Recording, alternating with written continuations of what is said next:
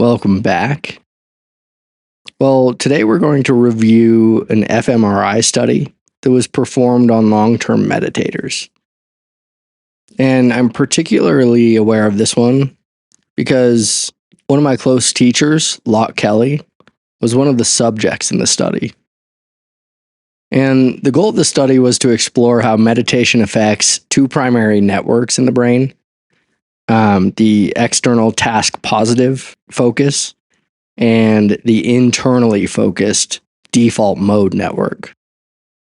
So the researchers had a group of experienced non-dual practitioners to first meditate on the breath using regular attention, the kind of dualistic attention we've explored. And then they switched to a non-dual practice. So the fMRI study showed some cool differences in the brain during each of these practices. The first conclusion drawn was the one-pointed focus tends to suppress the default mode network. It kind of calms and settles the mind, which Buddhists have known for thousands of years. This is often why most meditation teachers have students begin with concentration exercises, just to allow the mud to settle in the mind. Now, while this is great, we can't necessarily function for long with just this one mode. So the second conclusion drawn was that non-dual awareness was actually like a third mode of neural activity, other than the default mode and the task mode. The non-dual presence showed less anti-correlation or more of a harmonizing of the two networks, so that the meditators were aware both inside and outside simultaneously. This non-dual mode feels like being aware from an open-minded awareness that's viewing extrinsically and intrinsically. There's a feeling of ease, seamlessness, evenness, harmony, wholeness, and interconnectedness. So let's go ahead and see if we can occupy this non-dual presence, equally and effortlessly open inside and out. So just go ahead and settle into a comfortable upright position and become aware of your breath at a single point, like the rise and fall of your chest or stomach.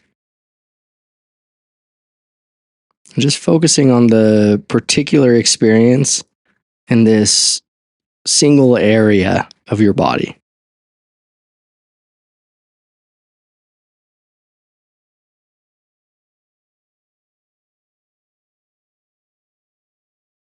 And now notice that you can shift to become aware of the location where you were focusing from.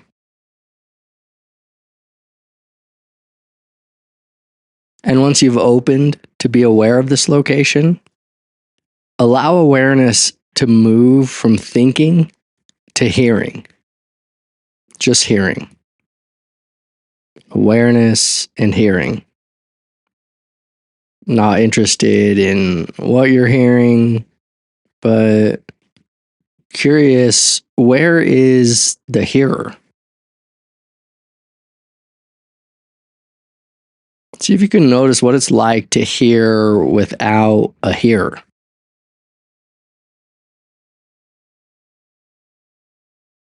Just hearing and awareness, like two sides to the same coin.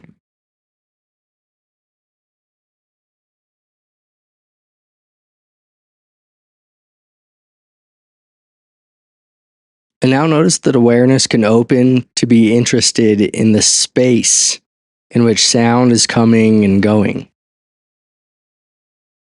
So notice sound moving through space, and then just be interested in space. Space in front, behind, and all around. Contentless space.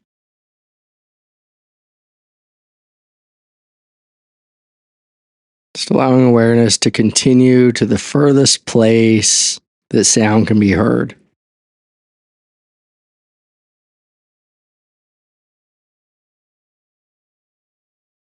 And then continuing to move outward until you feel this boundless, timeless awareness that's beyond perception. And just unhook for a moment. Let go entirely. Dissolve into this timeless, already awake, pure awareness. And just rest is this.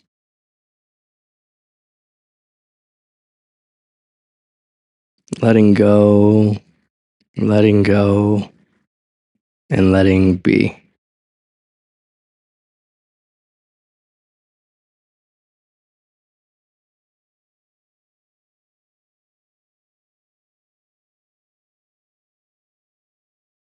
And as you embody this pure awareness, become curious about the first vibration, movement, sensation, or pattern of energy. And curiously, notice whether it's moving through empty space, or rather, if this energy is arising as awake awareness, as awake space. So there's an inseparable pair of awareness and aliveness, of consciousness and its contents, that have the same taste.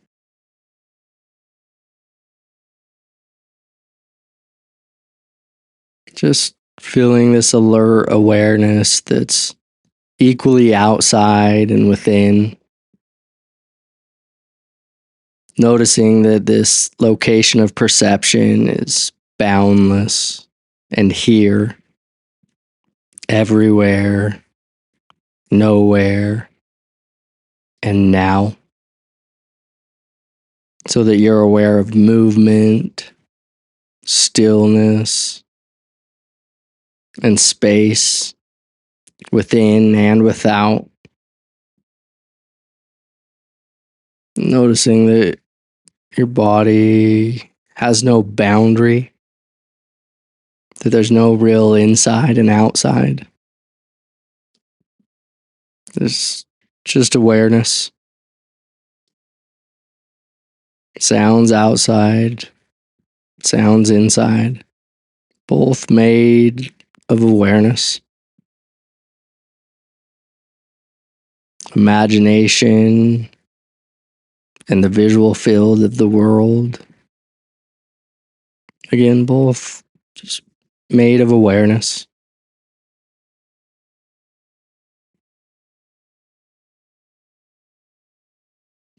Opening to the whole body as a field of sensation. Aware of both hands, both feet, just the entire body at the same time.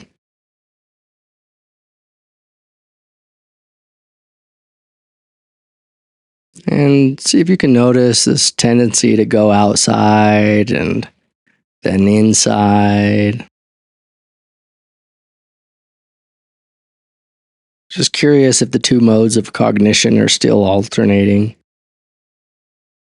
And if so, no worries. Just see if you can allow them both to be a single experience of awareness.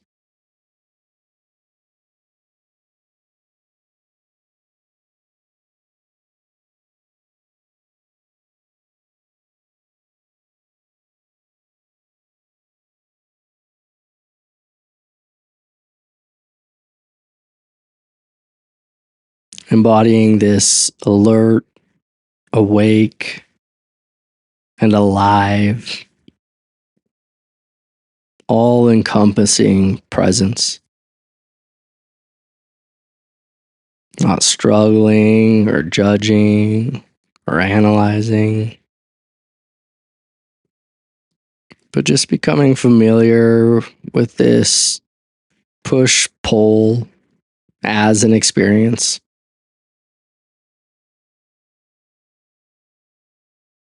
Allowing it to settle in its own time. Maybe today, maybe another time. No rush. Just allowing space for awareness to remain open to both of these modes, balanced, in harmony, equally aware outside and within, as if there is no outside or inside, or as if there's both outside and inside arising from a single and seamless field of awareness and aliveness.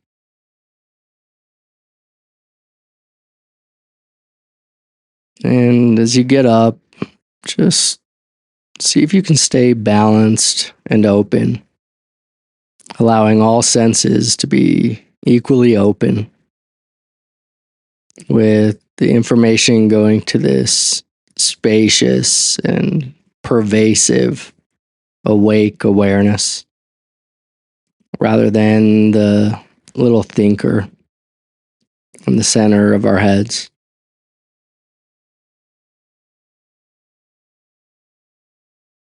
May you truly be at peace. Until next time.